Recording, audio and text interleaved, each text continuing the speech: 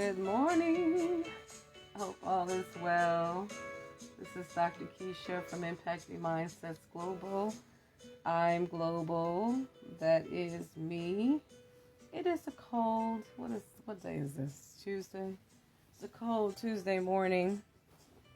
Thank you so much for tuning in, and make sure you stay warm because I know that's definitely the goal. Even though we have to go out here in this cold and clean up our cars and shovel the snow, but yet we are grateful. We have everything we need and we are safe. Today I wanted to talk about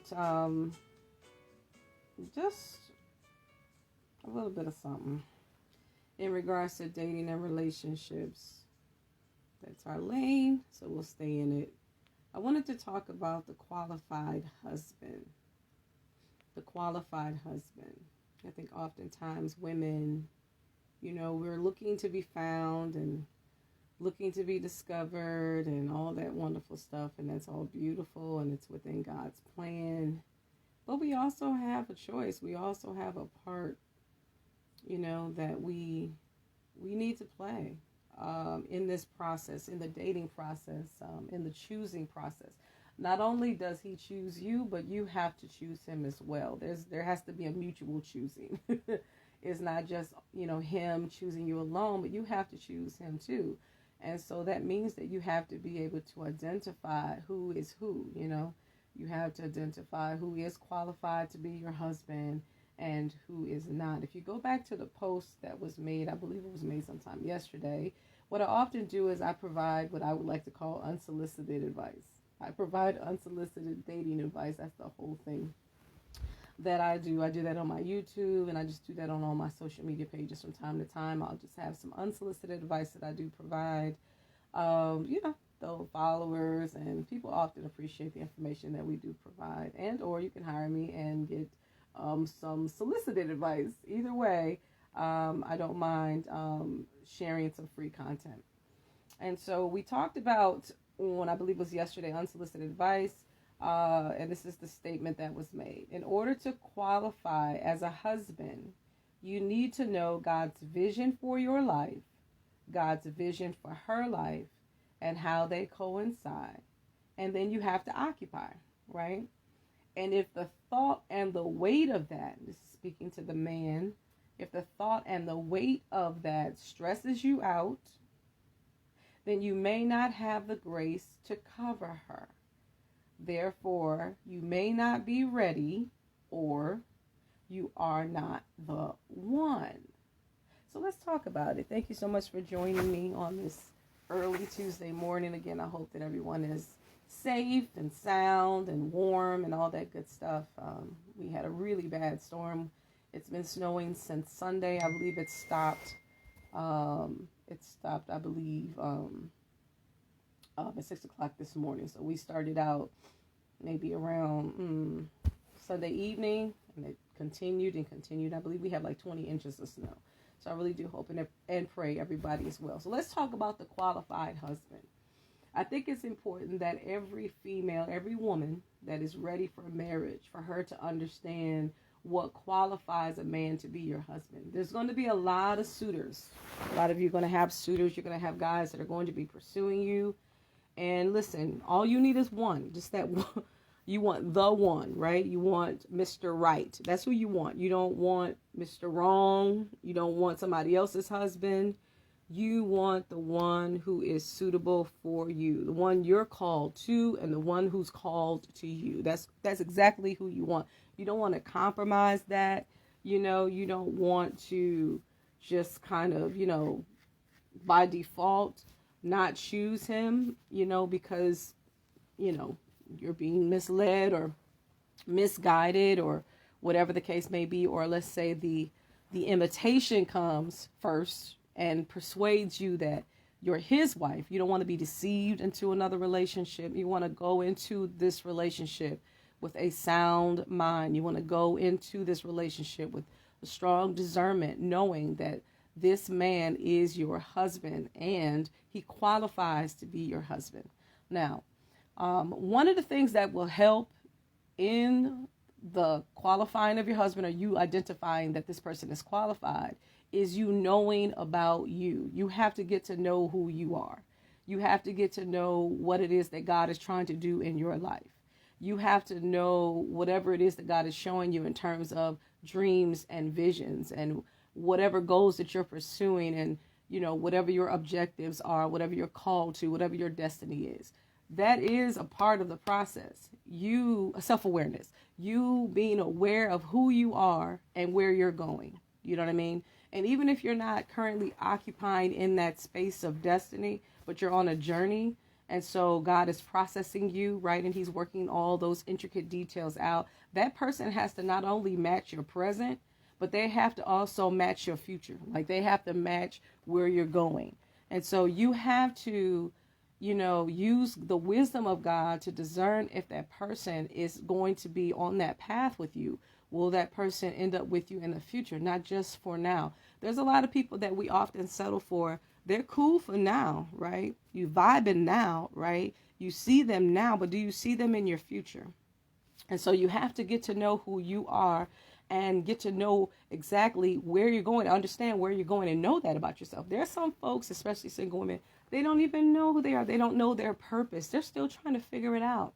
And so I would say that it's very dangerous to get in a serious relationship if you're not self-aware. If you're not self-aware, it's going to be difficult for you to even discern who will be qualified to be your husband, because you don't even know who you are. There's a lot of women that are supposed to be called to ministry, and they happen to marry someone who is against women in ministry. They don't see, the need for a woman preacher, but yet you're called to ministry, but you didn't realize that you were called to ministry.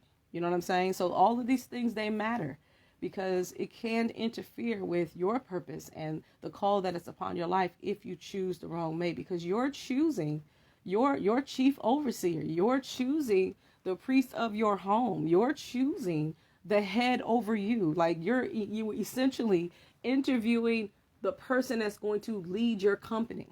You're choosing, which is you, your life.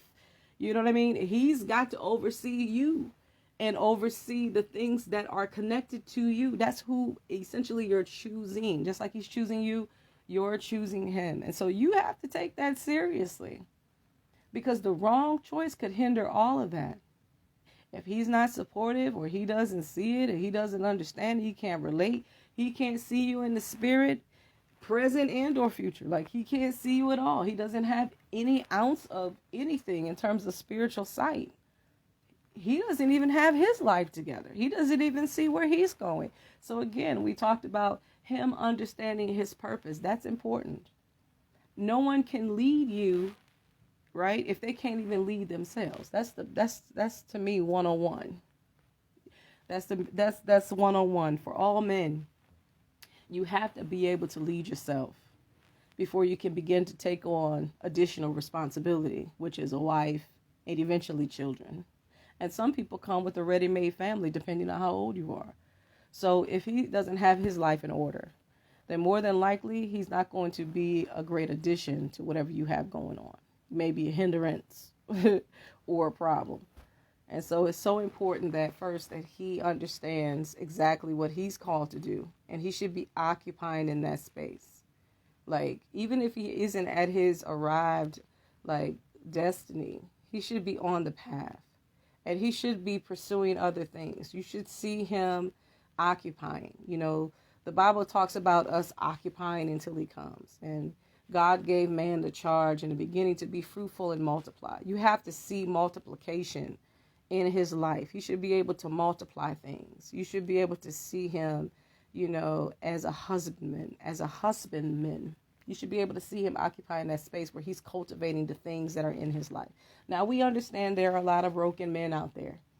And I believe that a lot of single women that are, unfortunately, we are encountering a lot of brokenness. And I just made a post about brokenness. There's a lot of folks that are broken. It's a lot of folks. I'm telling you, singles that are broken. It's just a lot of broken people out there. And that makes it even more challenging, because you're dealing with a whole epidemic of folks that are just broken and hurt and devastated by life, situation, circumstances, by personal experiences, broken by the past trauma, broken that they've never gotten over, broken. So it's a lot of brokenness. And if you were able to watch the watch party with me a couple of days or so ago, we actually did a watch party highlighting and featuring Dr. Blake's video on actually healthy men, broken men, and toxic men, and learning how to discern the difference between the three. And so what we discovered in that video is that, like, broken men, they can become healthy men. He said to avoid the toxic men. Know the difference between the three.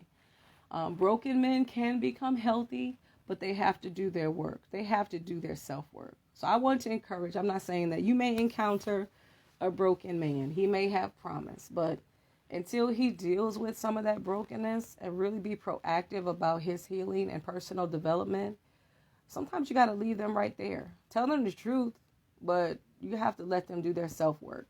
You know what I mean? Before completely embracing them and allowing them to come into your space and allowing them to come into your life. Okay, that's important, because if you allow a broken person to come in, more than likely they're going to start breaking things in your life. And that's just facts. Hurt people hurt people. They may not be doing it on purpose. Their intention may be pure. But if they have some unresolved within them, they need to resolve that.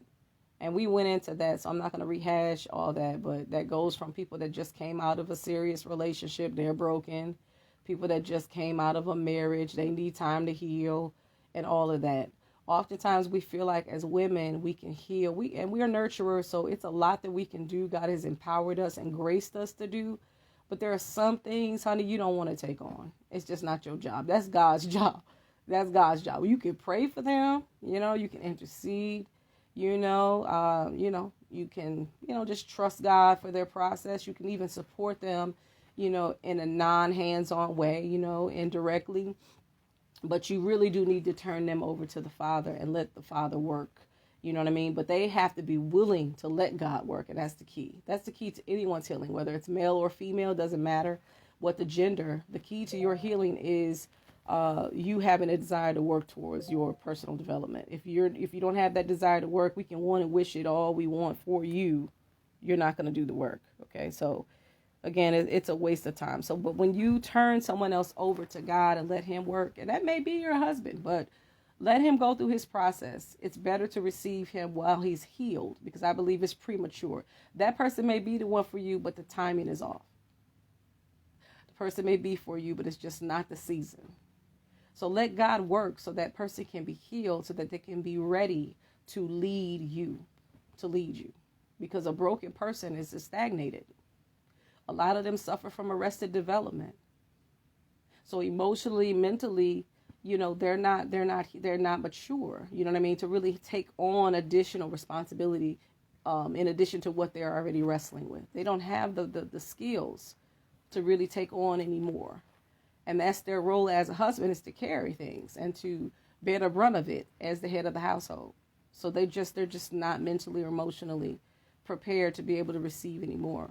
And if you decide to, enter into a relationship prematurely with a person that is broken, then you'll find yourself carrying a lot that God did not wire you to carry in addition to him. That's not your job. And so that's a whole nother conversation. So the qualified husband, first of all, he has to be aware of his purpose. He has to understand what that is. And he has to be actively pursuing it. And again, it doesn't mean arrival, but there has to be definitely some active pursuing of purpose. And he has to be able to work and all that good stuff, have a job, everything. Because again, you're interviewing him as your provider. And if he doesn't understand what he's supposed to be doing, and he's not occupying in that space, and he's not pursuing after whatever purpose that God has upon him, and just having a knowledge and understanding of what it is that he's supposed to do. One of the things you need to ask any man that you're serious about is what his vision is. What is his vision? That is so key. It is so crucial. It is so important that he know and that he's able to articulate it to you. If he is not able to articulate, and I'm helping them out too if they're listening, which they will, even if they don't come on while I'm live, they'll watch the replay. If they're not able to articulate it, and not play, I'm talking about break it down so that you can understand exactly where he's headed, where he's going, so that you can be of assistance. Because your purpose is to help him, right? You're a help suitable. How can you help him if he doesn't have anything going on for you to help with? That's why a lot of relationships fail, because men don't oftentimes know what space they're supposed to be occupying, and they're not occupying in any space. And in addition to that, they're not doing anything. They're stagnant, and they become resentful. They become jealous and envious of you when you're clear and you're moving and you're growing and you're thriving. They become jealous and envious of you, especially broken men, when you're really occupying in that space. They look at you and they're envious, and it becomes a competitive thing. Because they're like, wow, I know I should be going here. I know I should be doing this, and I'm not. But look at her. She's doing the thing. And so you don't want that. So if a man is occupying in his space, in his place, and in his lane, and he's killing it, and or he needs help to kill it, because, again, that's where you come in. As long as he has a vision and he's clear on what that is, and he's actively pursuing it, that creates a lane for you to come in and to take him to the next level, because that's what women do. The Bible says that he that findeth wife findeth a good thing, and do what? That he obtains favor from the Lord. You are the one that upgrades, women. You do the upgrading. You are the key to the favor from the Lord. You are the key. And so we need to understand that needs to be clear. That needs to be understood. Right? There has to be an understanding in regards to your position in that marriage. And if a man truly understands that and understands your value and your worth, listen, he won't be taking all day trying to land you. He won't be taking all day trying to wife you when he understands you are the key to his success. Let's be clear. You are the key to his success. You are the connection to his favor from the Lord. All right. So we need to understand that. So he needs to be clear about his vision. And if there's a man that's occupying in that space in his vision, but he's not creating room for you to help to assist him in that endeavor, that's also erroneous. There has to be a lane for you. If he's a qualifying husband, there has to be a lane for you in there somewhere to help him. If he doesn't create a lane for you, or if there is no lane for you, then guess what? More than likely, he may not be the qualifying husband. If there's no lane for you, you know what I'm saying? There's nothing for you to do to help him. And it's just all about his physical needs. We're more than just physical creatures, right? The Bible talks about the soul, and it's the mind. It's the will. It's our emotions. So we're much bigger. And then there's the spiritual aspect of who we are, right? And so we're more than just the physical. We're more than just sex slaves. We're more than just, people that can cook and feed you. We're more than just child bearers. You know what I mean? It's so much more to us as women. We're also spiritual, right? Beings. We're also intellectuals, right?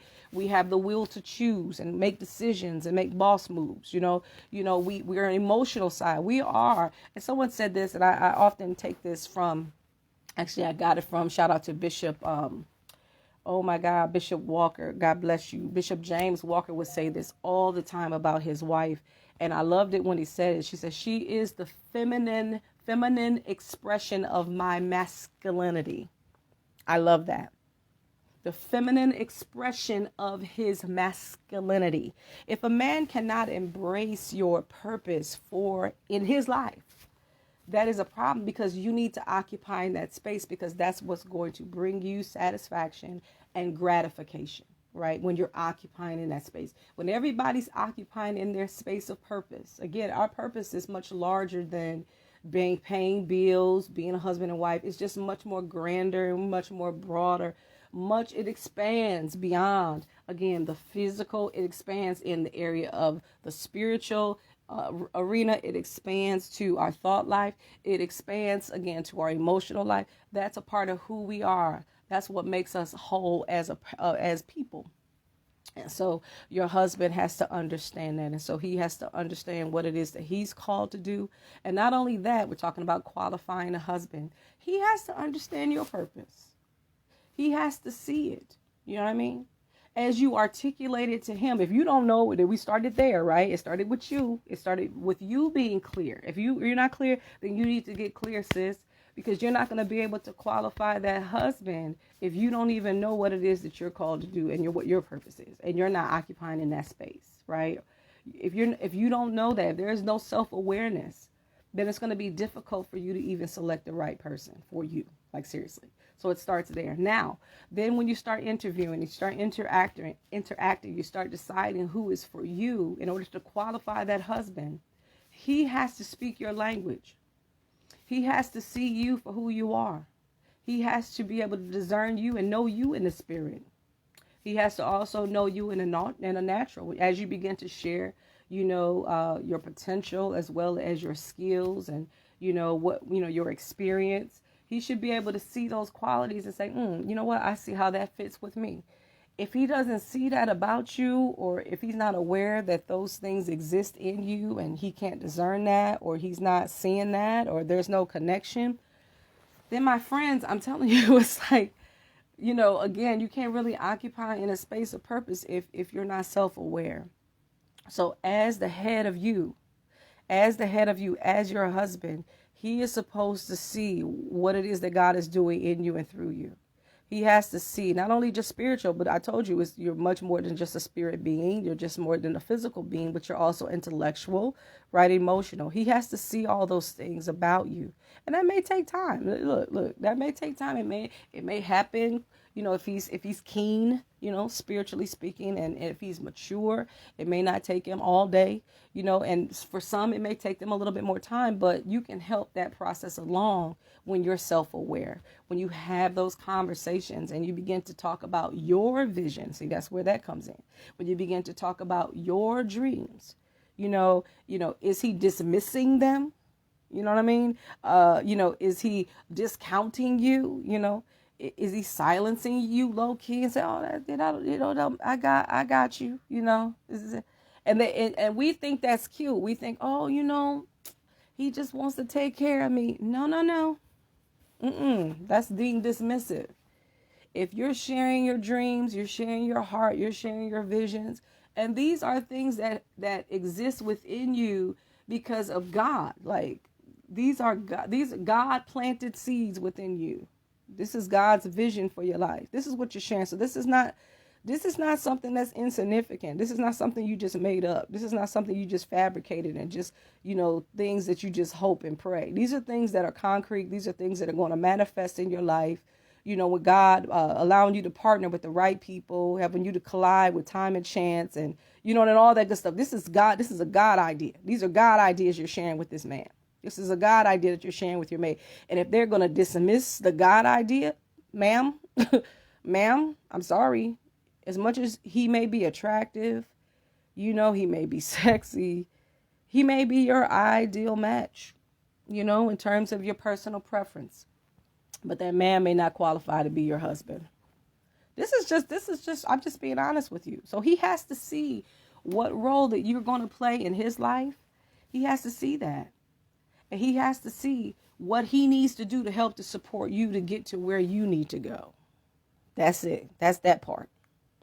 If he's being dismissive of that, he's not being supportive of that, or, trying to make an excuse, or he's trying to avoid the conversation. You know what I mean? When somebody's supporting you. When they're trying to create a lane for you to win. When they believe in you or not. Every time you talk about an idea, I'm going to write this book, or I'm in the process of writing, and if he's saying, you know what, you don't have to do that. You can just, no, why are you trying to, see, listen, now you become adversarial to me. You're not a partner, and therefore you don't qualify. If you're trying to hinder me from getting to my point B, then that's a problem. You're not my husband. You know what I mean? You're not the man that God has sent. You know what I mean? You're just a counterfeit, or maybe God is testing me. I don't know, but you don't qualify to be my husband. And I think it's important that women begin to see that you have a very significant part in choosing him. He chooses you, but guess what? guess what, sis? You choose him. You have a say. You are interviewing this man that's going to lead your household. He's going to lead your life. He's going to have control over your life. You're going to have to submit to him. That's anybody just can't do. Any warm body just can't do. Any peen, I'ma say it. It just can't do, sis. No, you're much broader than a sex slave. You're broader than just the bedroom. You have purpose. So he has to be able to discern you and know you in the spirit and be able to help to facilitate your win. And if he doesn't have the grace and the wherewithal to do that, then he's not your husband. I know we want everybody to win in relationships. The first person that come because we're tired of waiting, we just want to embrace them. They got to be the one. He likes me. I like those that like me. No. Don't be liking those that's not enough to qualify a husband because he likes you, right? It's not enough to qualify a husband if he has a good job. That doesn't mean anything either. I've met people they make good money, 6 figures, 7. They don't mean that they're my husband. It takes more than just money. There has to be an alignment with your purpose and his purpose. And he has to be able to see, being that he's the head over you. He has to. If he doesn't see it, and if he can't see how he can listen, and again, it's not just seeing, it's also helping to facilitate what God is trying to do in you. If he doesn't have the willingness to do that, and or the grace to do it, or if he's not even willing to try, like, no, ma'am, he's not the one. So we don't want to be desperate Debbies out here in these streets, okay? We don't want to be desperate Debbies. No, we don't want to be. You have a choice. And if it's for you, listen, I really want to emphasize this, highlight it, circle it, underline this here. If God said that it's for you to get married, guess what? He's got somebody for you, period. It's just a matter of time and chance. In the meanwhile, in the between time, work on you. Know your purpose and occupy in that space so that when he shows up and you begin to interview him and to discern if he is the one who qualifies to be your man, he'll be able to do the things that I'm talking about. And not just pretending, because you'll know the difference. One thing I know for those that have the Holy Ghost, come on somebody, the Holy Ghost will bear witness. The Holy Ghost will bear witness. Yeah, there's a lot of frauds out there, and God bless them. They just see what they like and they're trying to get it. Now, it's not always demonic. Some people are just in the flesh, and because we're natural. We're natural people. When I say in the flesh, I'm not talking about in a worldly, negative way. I'm just talking about in a soulish way. We're fleshly people. We're in this world where we're not of it. You know what I mean? So if a man tries to holler at you because you're beautiful, that doesn't mean he's the one. He's your husband. He probably more than likely won't qualify. So just liking you is not a quantifier, is what I'm trying to say. You know what I mean? Just being attracted to you and saying all the right things to get your juices going is not a qualifier. It's not a quantifier. You know what I mean? He has to be able to do the things that I just described. He has to. And not only just say, okay, that's cute. I've had a lot of men be very dismissive in their conversation. Oh, that's cute. Yeah, okay, you got that little online stuff going on, okay. Make me want to pop him, hit him in the throat. You know what I'm saying? Not in real life, but I'm just looking at it's cute. Okay, you talking about the thing that God gave me is cute? Why are you trying to, That's not the one. Or they're trying to divert you. Yeah, so if you were my wife, you wouldn't have to do all of that. Wait a minute. Mm-mm. You trying to hinder me from fulfilling my purpose? You're going to be a problem. That's going to be a problem. Because there are some things that are non-negotiable. And one of those things is the purpose that God has for my life. It's just non-negotiable. If I'm a person I'm a traveling evangelist. I got to travel. Guess what? You're going to need a man that's either going to come with you or he's going to support you. He's going to make that thing happen. He's not going to try to keep you from traveling. And again, listen, you know what I know, the right mate would either make you, the wrong mate is going to break you. Trust me when I say. Some of us were in dying marriages. We were dying. I felt like I was dying in my previous marriage. Why? Because I wasn't occupying in my potential at all. It was all about supporting his vision. It was all about him. Everything. It was just all, I'm help me. Okay, my purpose is to serve him and to make sure that he's good, and make sure the household's good, make sure the children are good. But guess what? There was much more that God was calling for me to do. There was much more in me, to the point where I felt like I was dying. And I started getting prophetic words like, yeah, you're dying. You're dying. Like, huh? I was like, somebody trying to kill me. Yeah, somebody's trying to kill you. I used to get, people used to prophesy to me, tell me, and I didn't understand it, but it was a spiritual death, because I was not in my lane. I was nowhere near my lane during that time. I felt like I was just dying. I just was like, because I was just void of purpose. But I was still married, and I was still doing things. I was always busy. But I wasn't occupying in what God was calling me to do. That was a part of it. And I was a pastor's wife. And I was dying because I wasn't, and I was preaching. But there was more for me to do. But I didn't have the right support. I wasn't in the right environment to foster that development that I needed to get to that place to occupy my space, or to discover my purpose, until I had to be removed. And it was God's will for me. I had to be removed. I had to let go of that in order to move forward, to really discover where I'm supposed to be, what I'm supposed to be doing. It's amazing.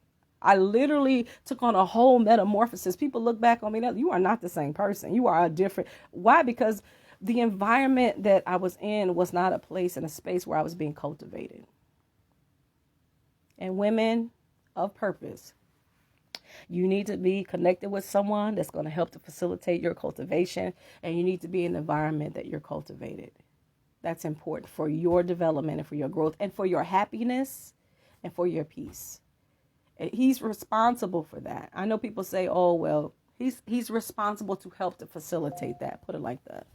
And or he can hinder you from moving forward in that regard. But ultimately, you have to take responsibility for what God has charged you to do, and to be responsible and to be knowledgeable of what that is, and to fulfill that call that's upon your life. Whatever that may be, business, ministry, whatever it is, it's purposeful. Everything is purposeful. God does everything with a purpose. Everything from you being born, everything. God moves with purpose. He doesn't move with by happenstance and coincidences. God doesn't move like that. Everything is intentional with God, right? Just like you listening to this was very intentional with God. I didn't get up planning on doing this. This was not a plan on doing it. I felt inspired to do it.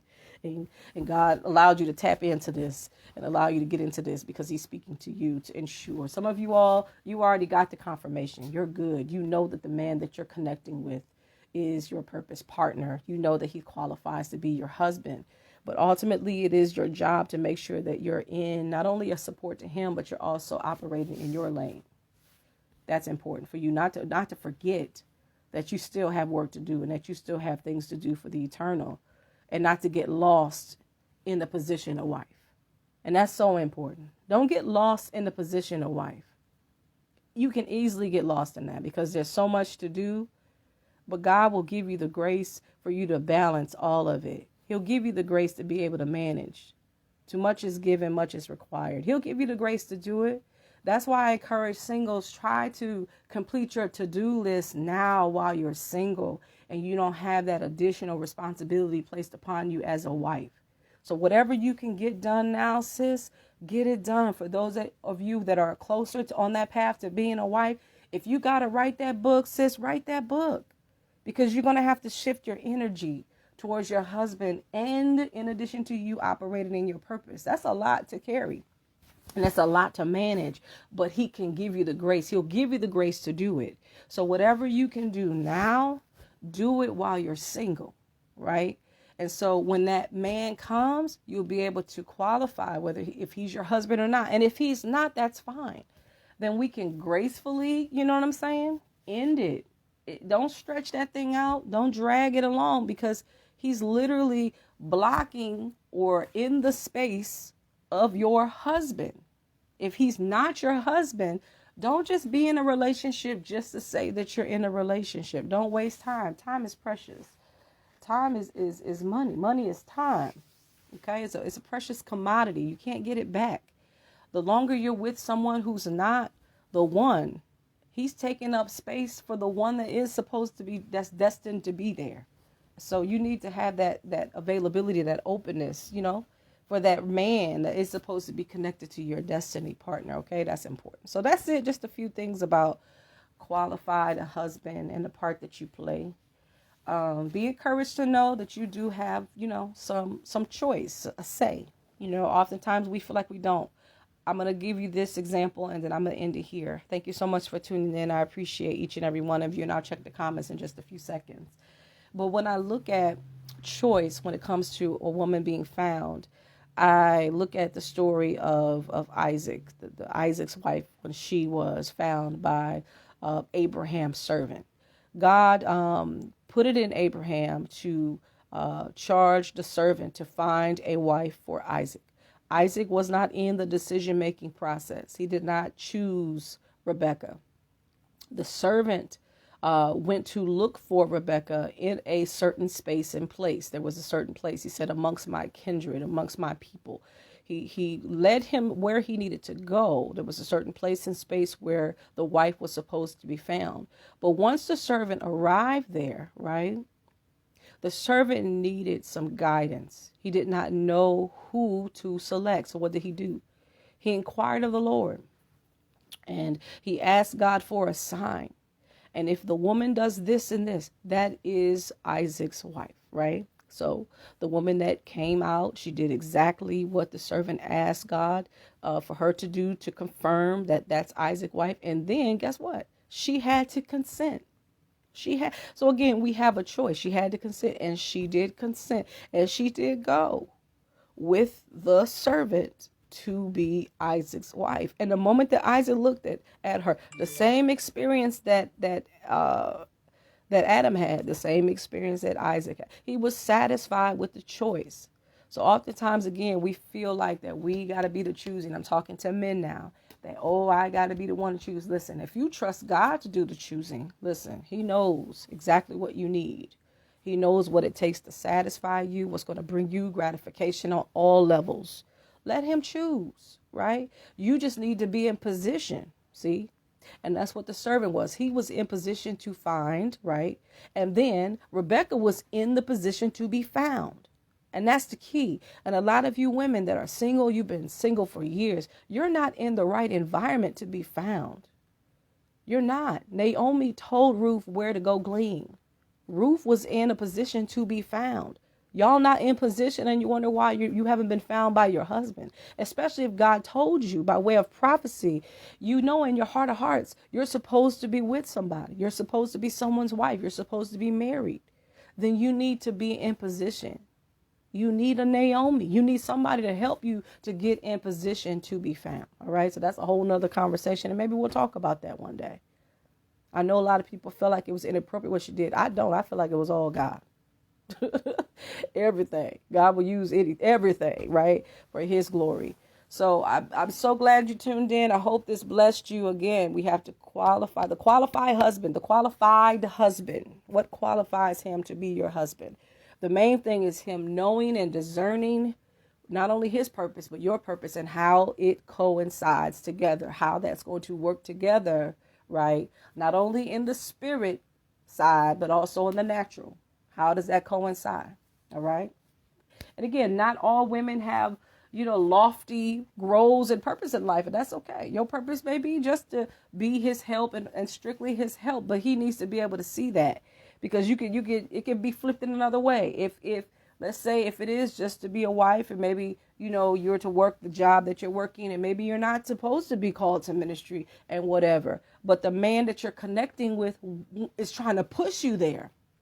See, there's a danger for a person if you're not equally yoked. Let's use that term. If you're not properly yoked, or if not equally yoked, You can be connected to someone that's trying to push you in a arena that you're not qualified to be in. He wants you to preach. He wants y'all to be a power couple. You may not be called to preach. That may not be your lane. You know what I'm saying? You know? And so, or, he's a pastor. He wants you. Maybe it's not for you to be a pastor's wife. Maybe it's not for you to occupy in that space of ministry. Maybe it's just for you to be, you have the gift that helps. You have more of an administrative gift. It's just a different lane you're supposed to move in. Maybe that's just not, but he's trying to push you into something that you're not equipped or graced to handle. So that can also be problematic. So again, knowing and being clear is the key. All right, let me read some of these comments. I don't want to ignore y'all. So I'm going to go through here and I'm going to greet everybody. Thank you so much for tuning in. God bless you, Lady Jones. God bless you. Hey, how you doing? Amen. God bless you. Thank you so much for listening. God bless you, Tom. My eyes are bad. I need glasses. Hey, J-Laws. Hey, bro. How you feeling? Hey, Anna. How you doing? Hey, Evangelist Red. Love you. Hey, Sister Latoya. Hey, prophetess. Praise God. Amen. See you in your lane. Go ahead, sis. Hey, bro. Appreciate you. I'm glad you enjoyed. Okay, let me read your comment. Position myself before and reposition myself again is really a task we should be doing on a regular, whether single or married. Absolutely. Singles have to do their work. That's what I'm saying. You gotta, you know what I mean? There's some work that you need to do. We talked about in the beginning, doing your self-work. Especially for people that you got some unresolved, so some things that are unresolved within you, whether it was past relationships, trauma from your childhood, the past. If there be anything that is unresolved, it's important that we work on that. And then also just personal development. It could be our finances. It could be, we're, pursuing education. Maybe we're not we're on a path, but we haven't reached certain milestones as of yet, or we're not properly positioned to manage a household in the way that we would like. That's, as you're single, those are the things that, and the details that you're working out to prepare for marriage. I'm going to be doing I'm working on a curriculum for marriage preparedness. I'm working on that too, because there's a lot of things that I believe that singles should be working on, and that will help to really lift the burden that often is brought into marriage with those that are unprepared. There's a lot of unnecessary burdens that unprepared people just wanting to get married because of the flesh. And listen, Bob says better to marry than to burn. We get it. You meet people, you don't want to sin. So you like, okay, I know this is the one for me, so I'm just going to get in this here. But if you haven't taken the time to do the preparation leading up to that point, because you can always prepare for marriage, even if you don't have a suitor. Even if you're not involved in a relationship, you can still prepare for marriage. If you know that that's the goal, if you know that that's eventually one day you will be a wife, if you know one day you want to be a husband, you could always be in preparation mode. You could always look at your finances and your credit score and take care of your debt to credit ratio and all that other stuff. You could always, again, eliminate some debt. You could always, again, make room in your closet and clean out your room and, whatever you can do on a personal level. There's so many things. We'll talk about that as time proceeds. There's so much to talk about, guys. I mean, it's just so much. And, this is my lane. This is something that I love and I enjoy doing. You know why? Because I made some really big mistakes. And I really feel like when it comes to what I do, I don't do it just because it sounds cute. Because you know how a lot of people want to be coaches because either there's a lane and there's a financial opportunity there. But for me, I really feel like I'm called to it. Number one, I'm an educator, so I love to teach. And period and point blank. From a child, I've always wanted to teach. That's just it. I'm an educator through and through. On top of that, I love helping people. And I feel like because of all the mistakes that I made growing up, you know what I mean? I really feel like that I was like a Peter. What Jesus said to Peter when he said that he would deny him thrice. And then he said, when you're converted, strengthen your brethren. I feel like all the hell that I went through was to allow me to get converted so that I can go back and strengthen my brothers and my sisters. All the stuff, all the lessons that I've learned, because I did my work. You know what I mean? So I'm trying to encourage you to do yours. So I believe that I'm called to this. That's why I don't say I'm a life coach. I say that I'm a soul coach. I deal with the mind. I deal with mindsets. I deal with the will, the power to choose. I deal with our emotions, which is the mental health component. I really feel like that I'm called to this to help people. And I believe that I had to go through like extreme trauma to really learn some lessons in life to be able to be effective in what I do. You know what I mean? So I'm coming from a space of being there, done that, and a space of empowerment and a space of just a charge to do the job. So I come from a different space. And I want everybody to win. I really do. I love seeing people happy. I just got some news yesterday. There was a conversation that I had that was totally spirit led. And I'm going to talk more about it. This person's going to come on. I'm going to do a whole show with her and her mate. And it's just powerful when God just begins to use us prophetically, just to be, I'm a futurist. So, I just use the prophetic. I use the gifts that I have to help people. And it's just been an absolute blessing. So, again, that's when time and chance, it collide, and I'm here. And so I'm just excited about what God is doing. Yes, there's so much to do to prepare. I could definitely relate, having that same passion and calling. Amen. So we just got to occupy that space, and then we have to connect with the people that are just as enthusiastic. That's the key. That person has to be as enthusiastic about what you're doing and see you in that, and they want to see you flourish. If that person is healthy, they're going to see that, and they're going to be in a position to help you get to wherever. And just like you're equally charged to help them, they're going to be equally charged to want to help you. Right? And that's the key. If they, again, discount, disrespect, disregard, hold you back, want you to shrink, you know what I mean? Don't see the value, don't see your gifts, don't see your talents, ma'am, run. Run for your life. He doesn't qualify to be your husband. All right? Especially for those of you all that are black and gifted. Come on, somebody. You gifted. Like, you gifted. You know what I mean? You got businesses in your belly that needs to be birthed out. You got books in your, like, ma'am, make sure that you have that. Your picker can't be off. Your picker can't be, because it will stifle you and it will cause you some unnecessary pain, sis. And that's what we want to avoid. All right? So I'm here to help you. All right, God bless you. Thank you so much for tuning in. What the qualified husband, that's what we're thinking about, right? As we're dating, as we're meeting people. And again, it's no, look, don't be afraid to just say, listen, we got to get out of that passivity. We got to get out of that. Do you have to think on it on this level? It's just, it's business. It really, truly is. It's about the business of God. It's business. It's not personal. If you're getting to know people and you discover that person isn't the qualified husband, right? If he's not the qualified husband for you, he may be qualified to somebody else. He may be called to somebody else, but he's not called to you, right? Tell him the truth. And even if you don't want to tell him that, you could just simply say, you know what? I really think it's best that we be friends. That's to me, I like to end like that. Because at least that way, it's a nice way of saying, I'm not the one for you. Or you can say, I'm not the one for you. Because, a lot of people wrestle with self-esteem issues. So if they feel like that, you're saying those things to them, they equate that to their self-worth. And it has nothing to do with that. It just simply means that you're for somebody else.